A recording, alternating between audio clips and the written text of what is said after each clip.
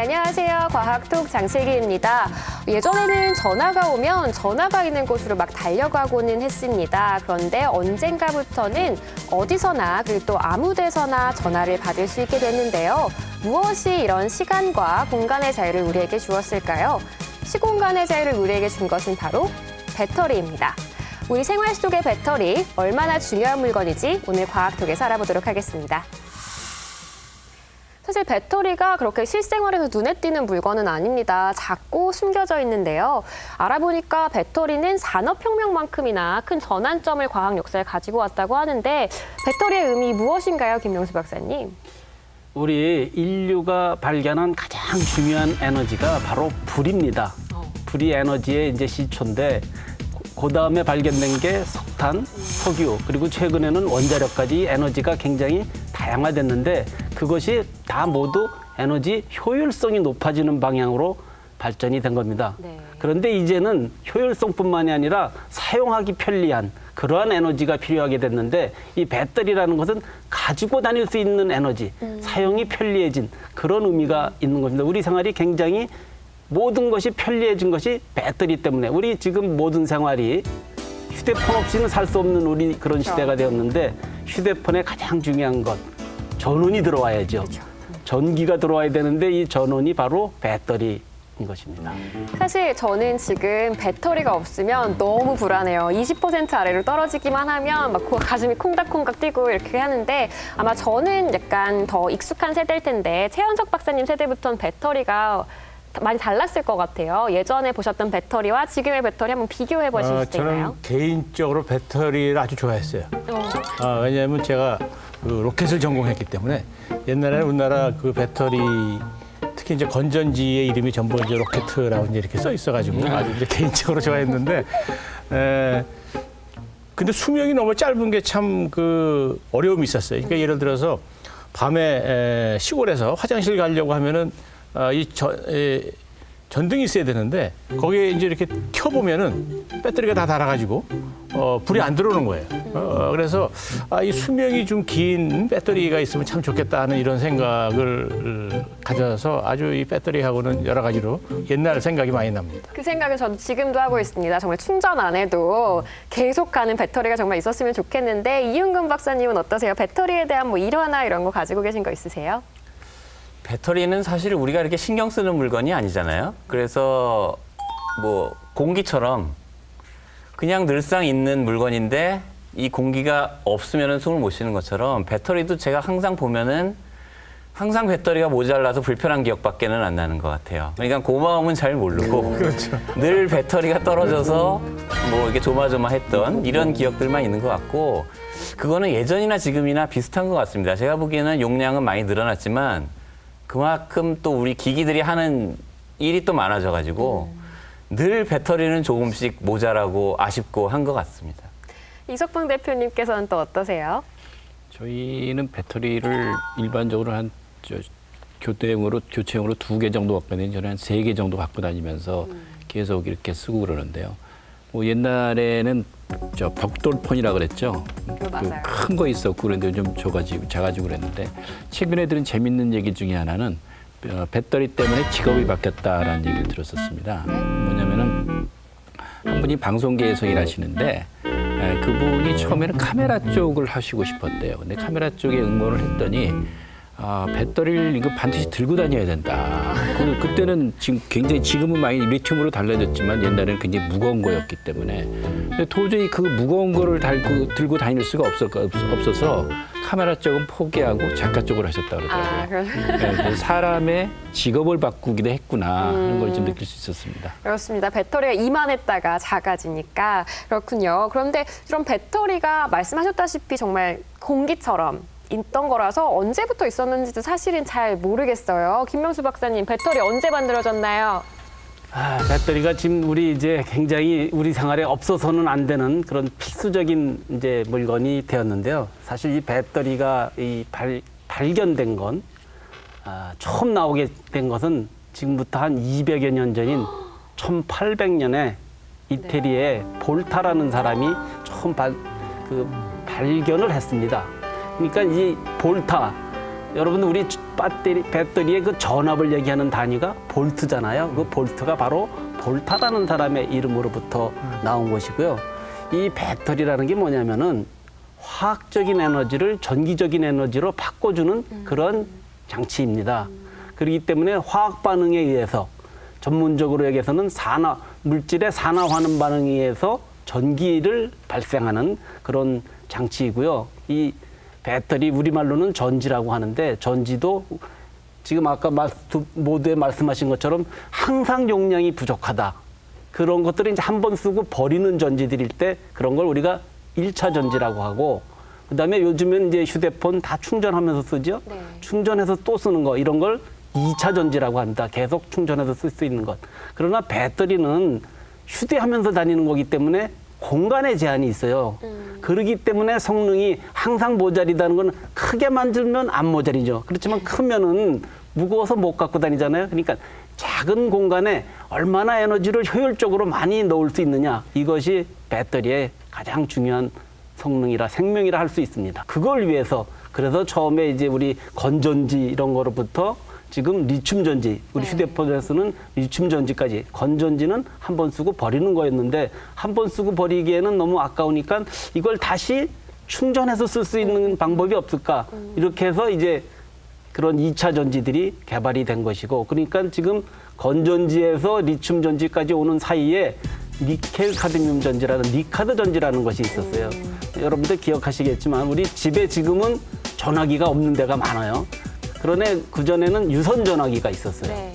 유선 전화기에다가 이제 유선 전화기는 줄이 달렸기 때문에 골로 아까 말씀하신 것처럼 가야 되지만 이거 좀 더 편하게 할 수 있는 게 없을까 해서 무선 전화기가 나왔죠.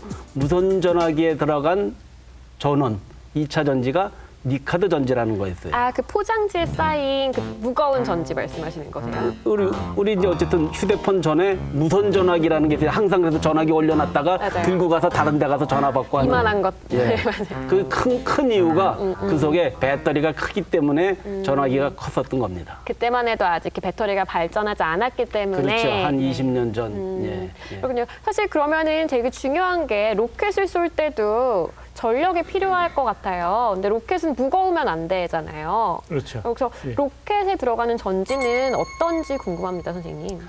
로켓에 들어가는 전지도 지금 말씀하신 것처럼 작으면서도 파워가 센 그런 배터리를 선호하는데 사실은 로켓 같은 경우에는 인공위성을 발사하는 로켓 같은 경우도 전부 작동되는 시간이 9분에 지나지 않아요. 9분이면 이제 다 임무가 끝나요. 아, 그렇게 막 큰 전력이 필요하진 않나요? 그렇죠. 그러니까 오랫동안 뭐 쓸 필요는 없어요. 9분만 이제 작동을 해주면 되는데 문제는 이제 인공위성이 문제예요.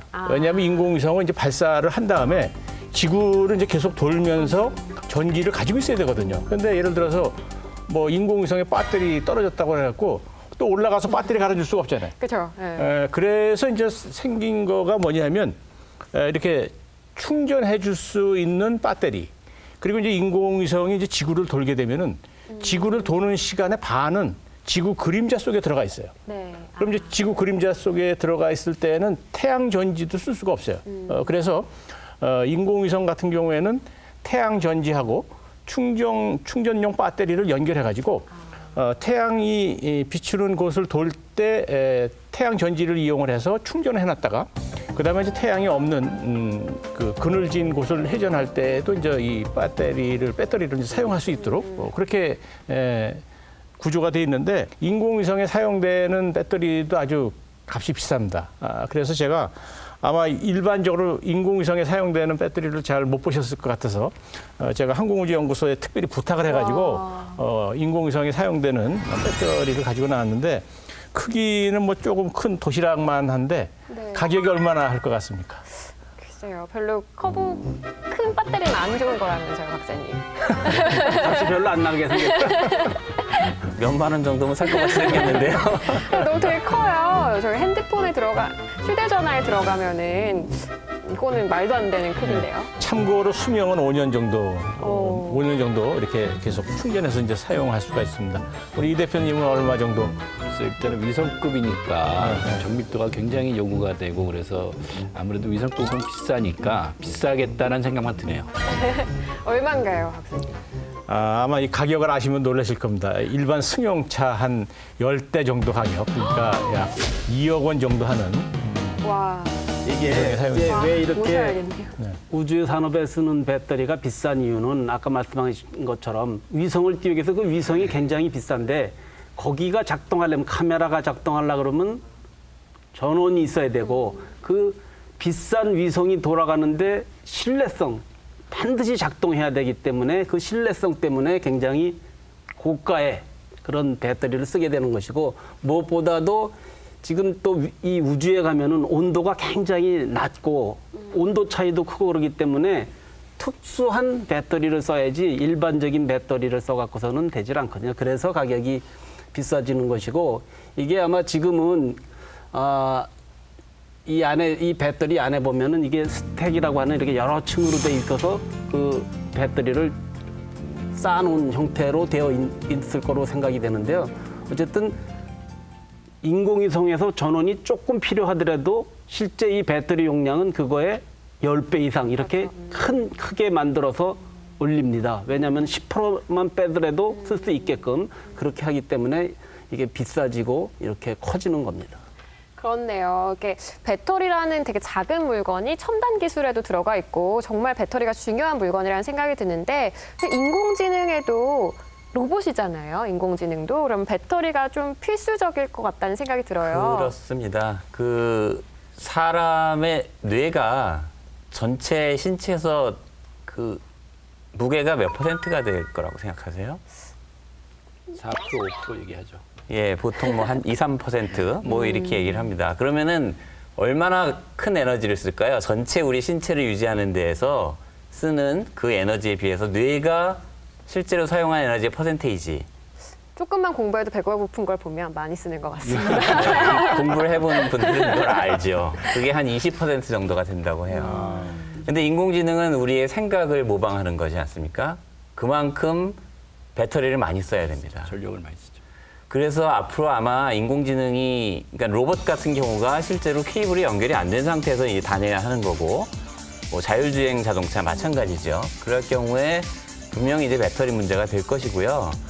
배터리가 신뢰성 있고 작아지면서 아까 말씀하신 것처럼 이제 에너지 밀도가 높아지면 높아질수록 똑똑한 인공지능을 만들 수가 있는 거죠. 그렇군요. 인공지능 기술이 아무리 발전을 해도 실제로 배터리가 맞춰주지 않으면 10분 가다가 스톱하고 10분 가다가 멈추고 이제 이런 현상이 나타날 거예요. 그렇기 때문에 이제 배터리는 굉장히 중요한 인공지능 쪽에 이제 하나의 축을 담당할 거다. 그렇게 저는 생각을 합니다. 그렇군요. 배터리의 효율성이 이렇게 중요한지 몰랐습니다. 그럼 박사님 어떻게 하면 배터리를 더 효율적으로 만들 수 있나요? 작게 가볍게 만드는 것이 배터리의 지금 이제 가장 화두인데요.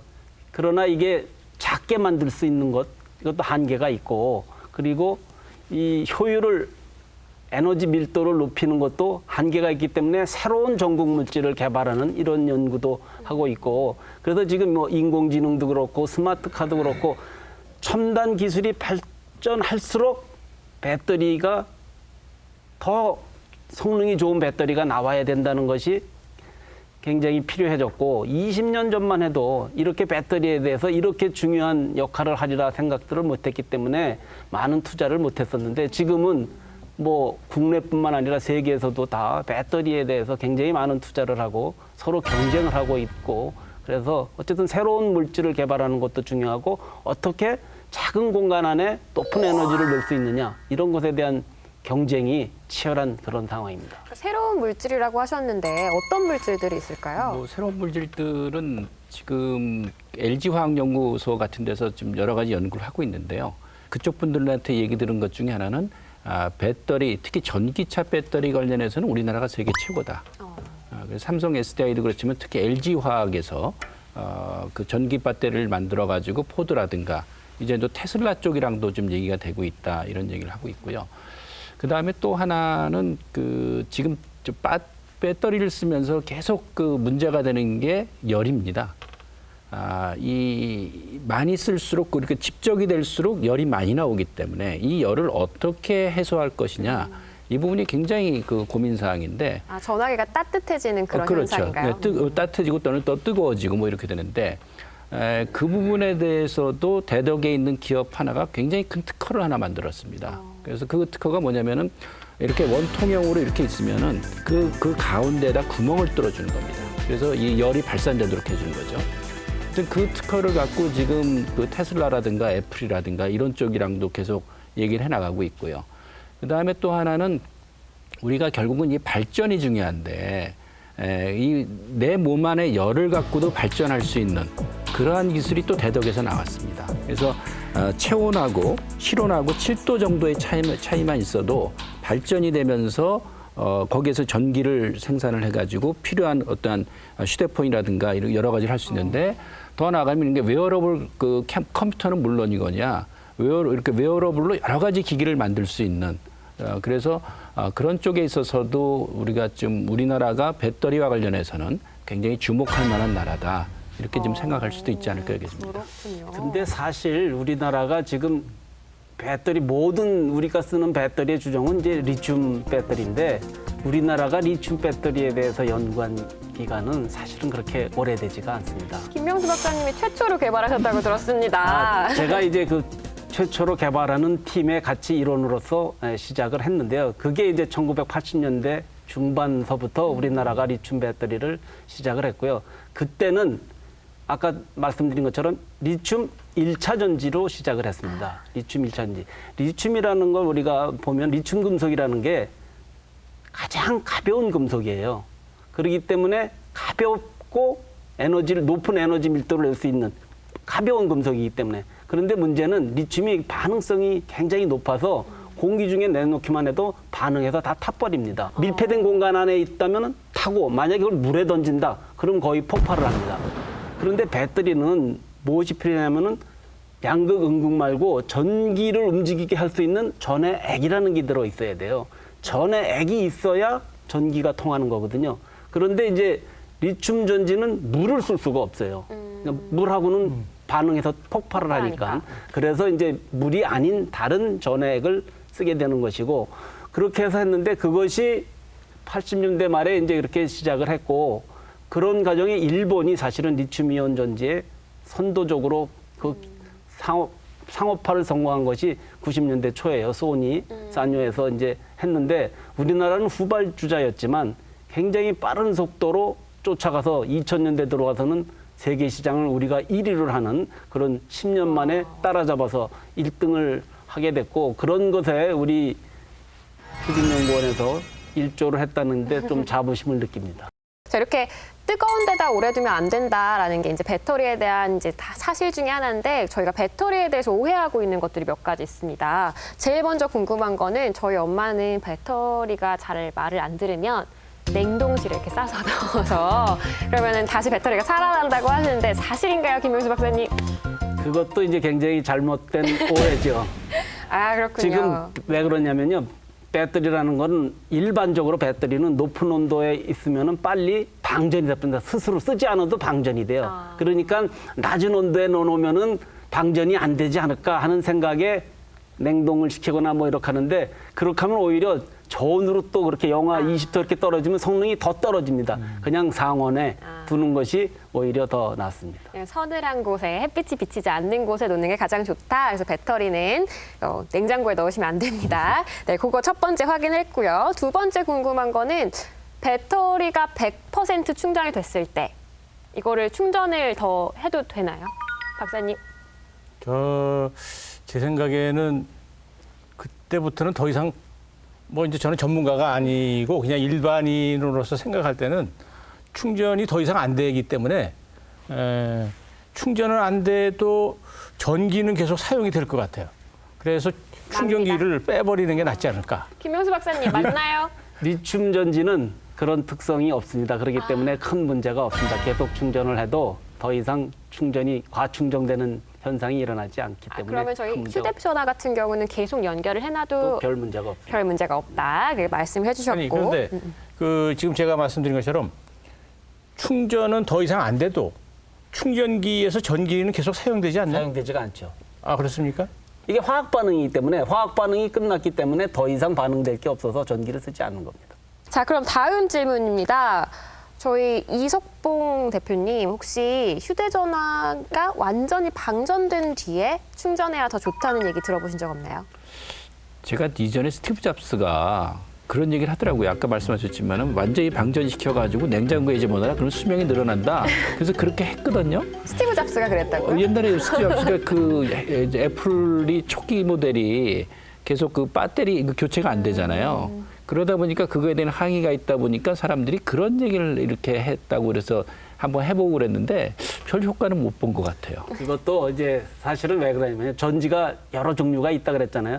리튬 전지는 오히려 완전히 방전시키면은 성능이 좋아지지 않습니다. 그런데 그 앞단계 니카드 전지라고 하는 거, 우리 저 집에 무선 전화기에 썼던 배터리가 니카드 전지인데, 니카드 전지는 완전히 방전시키고 다시 충전을 해야 100% 성능을 회복합니다. 이 니켈 카드뮴 전지는 메모리 효과라는, 전문적으로 메모리 효과라는 게 있어서 자기가 자꾸 5% 10%에서만 왔다 갔다 하면 나는 용량이 그만큼밖에 없는 걸로 기억을 하는 거예요. 그래서 완전히 한번 방전을 시키고 다시 충전을 해야 다시 100%를 쓰지, 계속 그렇게 받았다 놨다 하면은 나중에는 전화가 조금 하면은 이제 안 되고, 그래서 이게 전지가 다른 종류일 때는 그런 현상이 있었는데 리튬 전지로 오면서 그런 현상이 없어지니까, 그러니까 다른 종류일 때는, 그러니까 모든 게 다 똑같지는 않고, 네, 그렇습니다. 그렇군요. 그러니까 리튬 전지로 오면서 많은 것들이 개선이 된 것 같아요. 그리고 저희 이제 또 노트북을 쓸 때 어떨 때는 이제 충전을 할 수 있으면 충전을 해서 쓰는 게 좋다. 그래야 배터리의 수명이 더 오래 간다라는 얘기도 있고, 아니다. 충전을 해서 쓰면 오히려 배터리가 오래 가지 않는다라는 게 두 가지 설이 있는데, 이웅근 박사님, 뭐가 사실인가요? 똑같은 고민을 했고요. 제가 인터넷을 찾아본 결과로는 큰 문제가 없다. 이게 뭐 설왕설래가 있는데 제가 알기로는 그냥 꽂아놓고 있어도 큰 문제는 없다. 저는 그렇게 알고 있거든요. 저도 뭐 비전문가라서 정확지는 않습니다. 뭐 사실 별 문제가 없습니다. 전기를 꽂아놓고 배터리가 같이 하더라도 그러면은 배터리를 쓰는 게 아니라 전기로부터 그냥 쓰는 거기 때문에 큰 문제가 없이. 예. 그렇군요. 배터리에 대한 많은 오해가 있었습니다. 아무래도 배터리가 실생활에 가깝게 사용되는 만큼 이제 오해도 많고 이제 이야기도 많은 것 같은데, 배터리를 이제 실생활에 가깝게 사용하는 것만큼이나 이렇게 첨단 과학이라고 하고 되게 중요한 과학이라고 말씀을 드렸었는데, 미래의 배터리는 이제 어떻게 변화할지 일단 전문가이신 김명수 박사님의 말씀 먼저 들어보겠습니다. 사실 이제 우리가 이제 사물 인터넷 시대, IoT 시대라고 하는데, 사물 인터넷이라는 게 무엇입니까? 모든 사물에 인터넷이 접속될 수 있는 그런 거 아니겠습니까? 그러니까 이동하는 모든 사물이라는 건 자유롭게 움직일 수 있는 것들도 있고, 우리가 뭐 마트에서 뭘 쇼핑할 수도 있고, 거기에 모든 사물에 인터넷이 연결이 된다는 얘기인데, 그러려면은 거기에는 반드시 전원이 있어야만 인식이 될 테니까, 그 전원이 바로 배터리고, 배터리가 없으면 IoT는 성립이 될 수가 없는 것이죠. 그래서 IoT 시대에 인프라로서 기본 사항으로서 배터리가 필요하기 때문에 BOT라는 말이 아마 나오지 않았나 이렇게 생각이 됩니다. 아무래도 이제 배터리나 이런 걸 가장 큰 특징은 유비쿼터스니스에 있는 것 같아요. 그래서 이런 부분에 대해서 배터리가 생기고 나서 문화도 바뀌었다고 하는데, 이석봉 대표님 어떤 문화가 새로 생겼나요? 일단 대표적인 것 중에 하나가 우리 잘 아시겠지만은 카페에 사람들 앉아 있는 거겠죠. 물론 뭐 이렇게 전원을 직접 받는 경우도 있겠지만은 그 자기가 갖고 있는 배터리를 갖고 작업을 하는 그런 부분들도 있을 것이고, 또 뭐 우리 스마트폰에서 일어나는 모든 일들이 그렇다고 볼 수도 있을 거고요. 그다음에 더 나아가서 이렇게 VR 같은 경우에도 결국 배터리에 의해 가지고 그 VR 그 현상을 보면서 그게 배터리랑 이게 전원이랑 떨어져 있어야지 VR 효과를 훨씬 더 느끼는데, 그게 선이 연결돼 있으면 안 되니까. 그래서 여튼 굉장히 게임이라든가 이런 부분에 있어서도 많은 변화가 올 걸로도 예상들 하고 있는 것 같습니다. 네, 정말 배터리의 발전이 다른 과학의 발전을 이끌고 있다는 생각이 듭니다. 배터리가 우리가 모르는 사이에 이만큼 발전했듯이 다른 과학 분야들도 성큼성큼 내가 모르는 사이에 성큼성큼 이렇게 발달을 하고 있어요. 근데 이렇게 성큼성큼 발달하는 과학을 따라하지 못하는 인간들의 두려움은 사실은 어떻게 보면 당연한 거잖아요. 근데 이런 두려움이나 격차를 해소하기 위해서 우리 과학자들이나 정책가들 또 일반인들은 어떤 마음가짐을 가지고 어떤 정책을 펼쳐야 될지 김명수 박사님부터 좀 부탁드리겠습니다. 글쎄요, 이 뭐 이제 배터리 얘기를 하면 배터리는 어쨌든 이런 그 IT 시대에 기본이 되는 그런 휴대용 전원으로서 뭐 배터리도 꾸준히 발전해 왔지만 일반적인 모든 과학 기술이 다 우리 인간 생활을 편리하기 위해서 발전을 해왔는데 이것을 근데 잘못 사용할 경우에는 굉장히 또 인류에게 피해를 주는 그런 경우가 많이 있다는 걸 우리가 알기 때문에 어떻게 이거를 잘 활용하느냐, 과학을 슬기롭게 활용하느냐 이런 것이 굉장히 중요한 게 아닌가 이렇게 생각이 되네요. 그렇습니다. 어려운 질문을 하시는데 이제 사실 이 또 배터리가 이렇게 좋은 데도 사용이 되지만 사실 그 폭발물을 폭발시키는 데도 사용이 되거든요. 그래서 우리가 이런 부분은 아무래도 우리 청소년 시기부터 윤리 교육을 시켜서 과학을 정말 좋은 데만 활용하는 이런 것들이 아주 어려서부터 이렇게 습관화하게 하는 것도 상당히 중요하리라고 생각해요. 과학이 뭔가 습관화되고 과학이 일상화돼야 된다는 말씀 정말 공감이 가는데요. 배터리뿐만 아니라 문제 과학 전반으로 가서도 마찬가지일 것 같습니다. 이 박사님께서는 어떻게 생각하세요? 이 간극을 어떻게 하면 좀 좁힐 수 있을까요? 과학 기술이 우리 인간의 삶을 편리하게 한다라고 보통 믿고 있는데 제 생각에는 과학 기술이 기본적으로 생산성을 향상시키는 데 이제 크게 기여를 하는 것이고 당연히 생산성이 향상이 되면서 그게 인간의 삶을 뭐 윤택하게 풍요롭게 하는데 아마 영향을 줄 거라고 생각을 합니다. 근데 생산성이 향상되는 게 반드시 인간의 행복을 증진시키느냐? 그거는 또 많은 논란의 여지가 있다고 보여지고요. 맞습니다. 그게 기술이 점점 첨단화되고 발전하면 할수록 그런 문제점들은 이제 좀 더 첨예하게 나타나기 때문에 이제는 우리가 과학기술뿐만이 아니라 인문학이나 이런 정책 이런 쪽도 좀 같이 논의를 하는 그런 장들이 좀 많이 생겨야 우리가 이렇게 발전시키는 과학기술을 좀 더 우리한테 유익한 방향으로 활용할 수 있는 이제 그런 좀 큰 길을 지금부터 좀 닦아나가야 되지 않나 그런 생각을 좀 해봅니다. 가학문적인 시각이 필요하다라고 말씀해 주셨는데 이석봉 대표님은 하실 말씀 많으실 것 같아요. 어떠세요? 지금 현재 우리가 얘기하는 과학이라는 것이 등장한 거가 500년 전이거든요. 16세기 유럽에서 과학혁명이 일어나고 그러면서 천동설이 지동설로 바뀌고 어떤 그 만류 인력의 법칙이 나오고 그러니까 서양 사람들은 그 500년 동안에 있어가지고 그 하나의 이론이 나왔을 때 그거를 알고 또 그것이 사회를 어떻게 변화를 갖고 왔는가. 또 결국은 또 신학로 개척이라는 것도 결국은 과학의 발전에 의해서 됐거든요. 하여튼 과학은 재미있고 신나고 유익한 것이다라는 것이 그 사회에는 이렇게 큰 흐름으로 내려왔습니다. 자, 그러니까 그럼 이 단계에서는 우리가 뭐 해야 될 것이냐. 하나는 정책 전문가들 입장에서는 과학에 대한 지원을 하는데 과학자한테만 지원하거든요. 네. 그것뿐만 아니라 과학에 대한 지원도 하지만 이 사람들이 근대 과학의 역사를 이해할 수 있도록 하는 프로그램들. 그래서 이번에 과학 대중화라 볼 수 있는데 그러한 프로그램에 대해서도 나름대로 고민을 해야 되고 또 하나 과학자들 입장에서는 본인들이 하는 과학의 활동들을 내 연구실 안에서만으로 가둬둘 것이 아니라 계속 풀어나가야 되겠죠. 그래서 오늘 같은 이런 프로그램들에 그 과학자분들 나오시는 부분도 있고요. 자, 근데 더 중요한 건 일반인들입니다. 과학책 읽어보면요 정말 재밌어요. 사피엔스라는 책에도 나오지만 과학은 신나는 거다.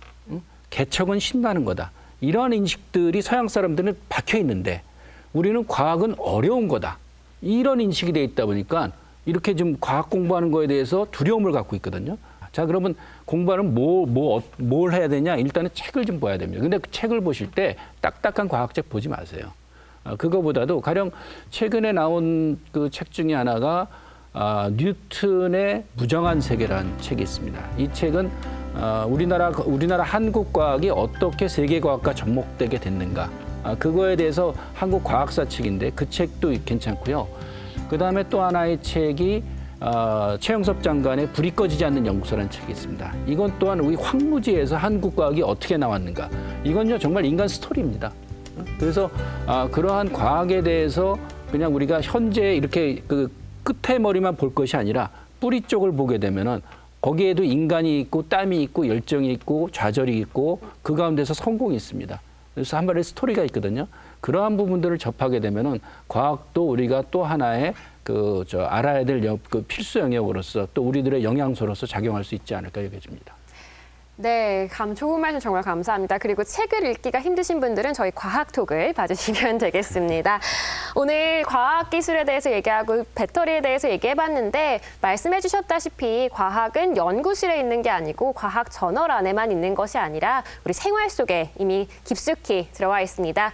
과학톡에서는 이런 생활 속 깊숙이 들어있는 과학에 대해서 재미있게 이야기하는 시간 계속 가져보도록 하겠습니다. 오늘은 배터리에 대해서 이야기하는 시간 가져봤습니다.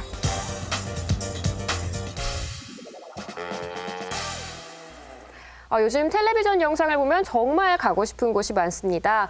하늘에서 내려다보는 시원한 그런 풍경들인데요. 이 풍경들을 만들어내는 것은 바로 무인항공기 드론에 의한 항공 촬영입니다. 이 드론에 의한 항공 촬영뿐만 아니라 드론이 여러 곳에서 다양하게 쓰이고 있다고 하는데요. KTV 곽동화 국민기자가 드론에 대해서 알아봤습니다. 얼마 전 한 동영상이 선풍적인 인기를 끌었습니다. 화면 속에는 무선 조종기로 드론을 조종해 미끼를 물속에 넣어놓고 고기가 잡히면 낚싯줄을 감아 올리는 남자의 모습이 담겨 있습니다. 낚싯줄의 끝에는 남자의 몸집만한 참치가 끌려 나옵니다. 무려 42만의 조회수를 기록한 만큼 드론에 대한 인기는 뜨겁습니다. 이렇게 드론을 이용한 낚시뿐 아니라 스노보딩, 슈팅게임, 레이싱에 이르기까지 이제는 드론을 이용한 이색 체험들이 늘어나고 있습니다. 이 드론을 사랑하는 사람들의 현장에 다녀왔습니다.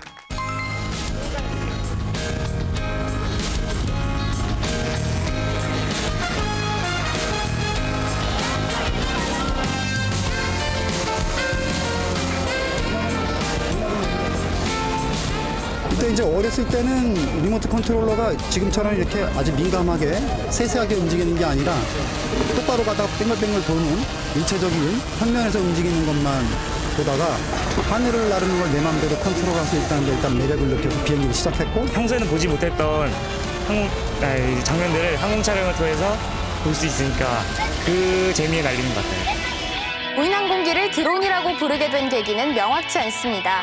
하지만 1935년 타이거모스라는 이름의 비행기를 무인 비행기로 개조하면서 여왕벌이라는 별명을 붙였는데요. 여기서 착안해 무인기를 숯벌을 뜻하는 드론이라고 부르게 된 것이 아닌가라는 추정이 있습니다. 최근에는 아마존과 구글이 드론을 활용한 배송 서비스의 실용화를 위해서 분주히 움직이고 있다고 합니다. 아마존은 2013년 처음으로 드론 배송 서비스인 아마존 프라임 에어를 공개하면서 쿼드콥터라고 하는 무인 헬기가 배송하는 장면을 공개해 신선한 충격을 줬습니다. 하지만 무인 항공기 드론의 상업적인 활용에는 제한이 많습니다. 우리나라의 경우 서울에서는 항공법에 따라 비행 금지 구역이 많아서 드론을 날릴 수 있는 지역이 5개구에 불과합니다. 미국 연방항공청도 드론 연구 및 테스트를 위해서 단 6개의 지역만 승인해줬을 정도입니다. 이렇게 열악한 상황에도 불구하고 지난 3월 미국 네바다주의 스타트업 플러티는 아마존보다 먼저 미국 내에서 사람의 개입 없이 혼자 힘으로 주거 지역에 있는 목표 지역에 상품을 배달하는 데 성공했습니다. 드론은 토목건설 분야에서도 두각을 드러낼 전망입니다. 우리나라에서는 대구시에서 사람이 접근하기 어려웠던 주요 시설물에 드론을 이용해서 안전점검을 시행했다고 합니다. 또 드론은 재해로 인한 피해 규모를 파악하고 실종자를 수색하는 데에 가능성이 기대되고 있습니다. 스위스 달레몰레 인공지능연구소, 취리히대학, NCCR 로보틱스 등 로봇 과학자들이 공동으로 연구 개발한 끝에 인공지능 드론을 만들었는데요. 이 드론은 산에서 실종된 사람들을 구출하기 위해 사용될 예정이라고 합니다. 사람의 도움 없이도 스스로 길을 찾을 수 있는 프로그램을 탑재하고 있기 때문에 매년 1000여 건의 실종사고가 발생하는 스위스는 이 드론을 구조대원과 함께 투입하면 실종자 수색을 훨씬 더 신속하고 정확하게 진행할 수 있다고 설명했습니다. 그렇다면 드론의 미래를 사람들은 어떻게 보고 있을까요? 글쎄 이게 지금 상당히 좀 미래지향적으로 해서 지금 각광받고 있는 산업이기는 한데 근데 사실 아직 그 법으로 아직 규제되어 있는 부분도 있고 이래서 답답한 것도 좀 있기는 하는데 거시적으로는 그렇게들 이제 드론 앞으로 차후에 개발될 것들을 이야기 많이 하는데 현실적으로 우리가 피부에 닿는 것으로 느끼는 거는 대장님 뭐 미래지향적이거나 아니면 뭐 택배 배달 이런 것은 사실 아직 실현하기엔 좀 여러 가지 장단점이 많고 부수적인 어떤 제반 사항이라든가 그다음에 규제 이런 것들이 많기 때문에 앞으로 풀어야 될 숙제가 많죠. 드론이 상용화되는데 많은 걸림돌이 있다는 지적이 대부분이었습니다. 드론 생태계가 더 발전하기 위해서 법적, 사회적 환경이 뒷받침된다면 드론이 우리 실생활에서 필수품으로 자리 잡기까지는 그리 많은 시간이 걸리지 않을 것으로 보입니다. 네, 영상에서 보셨듯이 요즘 무인 항공기 드론의 열풍이 드셉니다. 드론도 사실은 배터리가 없으면 만들어지지 않았겠죠, 김명수 박사님. 그렇죠? 어떤가요? 예, 요새 방송에서도 아마 드론이 없으면 촬영이 불가능할 정도로 이렇게 드론이 이제 굉장히 중요한 역할을 하는데 사실 드론도 얼마나 오랜 시간 먼 거리를 갈 수 있느냐 하는 거는 거기에 배터리를 얼마나 고성능의 작은 배터리로 고성능을 낼 수 있느냐 이게 달려 있다고 하겠습니다. 사실 최근에는 이 드론이 사람도 탈 수 있는 그런 드론도 나왔다고 하는데 어쨌든 그것의 생명은 휴대용 전원 배터리의 성능 발전에 달려있다 하겠습니다. 드론도 배터리에 달려있는 걸로 하겠습니다. 혹시 날려보셨나요, 최 박사님? 아직 못 날려봤습니다. 저도 이제 배우려고 이렇게 준비는 하고 있는데 어떻든 이 드론은 이제 차세대 그 항공 산업으로서 다양한 역할을 할 수가 있을 것 같습니다. 그래서 정부에서도 최근에 드론을 활용하는 이런 드론에 관련된 규제를 상당 부분을 지금 풀어서 활성화시키려는 이런 노력을 하고 있고 우선적으로는 예를 들어서 이 도서 지역에 여러 가지 우편물을 전달한다든지 뭐 이런 부분들은 크게 문제가 안 돼서 이런 부분들이 이제부터 빨리 활성화가 되리라고 이렇게 생각이 됩니다. 그렇군요. 드론도 자기 마음대로 움직이려면 약간 인공지능이 약간 필요할 것 같아요. 이 박사님 어떻게 생각하세요?